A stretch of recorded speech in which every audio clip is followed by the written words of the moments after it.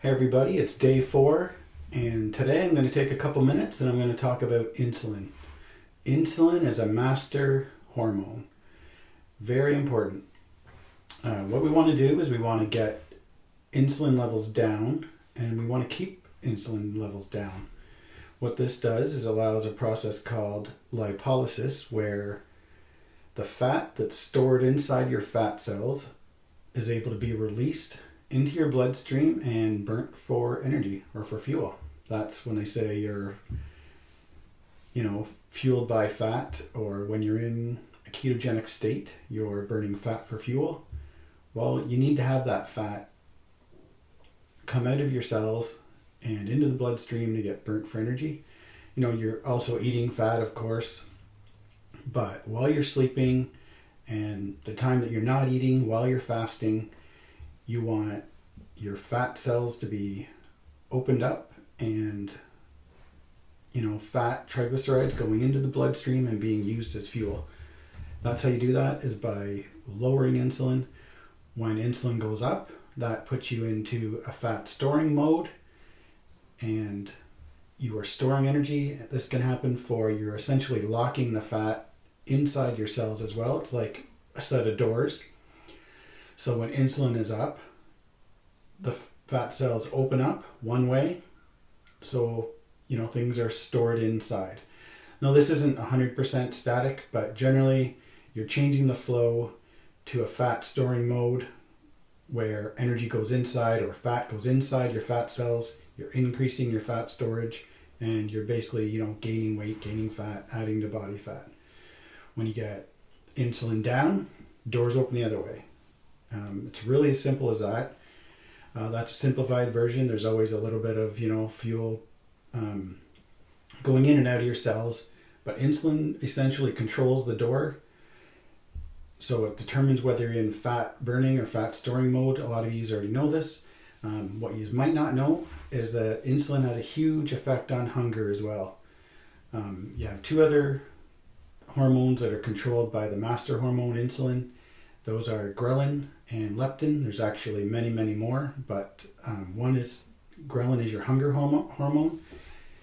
And when you get insulin down, ghrelin also goes down. So you're not as hungry. This is key. This is key to why the ketogenic diet works. You don't burn more calories. It doesn't put you in some heightened hyper, where you're burning tons more energy every day. But what it does do is let you tap into your own body fat, have control of hunger, and not be always having to eat all the time. You won't have as much for cravings. You won't have hunger. The people that are, have joined the group in the past, have been part of the program. They've already experienced this. They've already enjoyed this. You don't really need me to tell you this because you've already experienced this for yourself.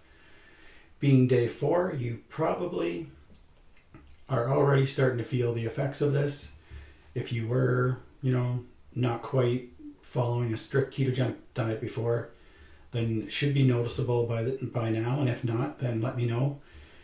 Make a comment below this video and let me know how you're feeling. Let me know if your hunger is coming under control.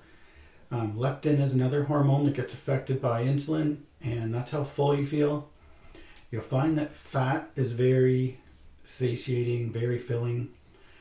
Protein is as well, and that's what we're concentrating on, is fat and protein throughout the program. And this will, allow you to get control of insulin. Now, carbohydrates are what put insulin up the most.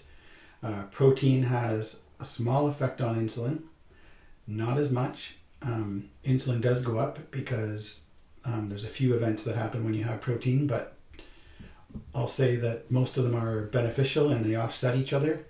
So don't worry about having protein and it kicking you out of ketosis. That's not going to happen. It might lower ketones for a few hours, not long at all, and then you're right back into fat burning mode, and our bodies need protein. If you do not get enough protein, then you'll start breaking down muscle. I wasn't going to get into that on this talk very much, but I did want to talk about protein because a lot of people do realize that protein will put insulin up, but it's not spiking insulin and causing problems for you. To me, that's a myth. It's not, what you think. It doesn't last for as long as you think.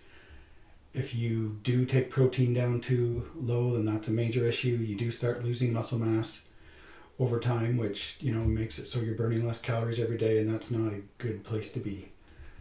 I think that's it, guys. That's all I wanted to talk about. That's all I wanted to say today. Insulin is very important, but stick with the program and you don't have to think too much about it. I just want you to know how and why it works. And the rest will take care of itself.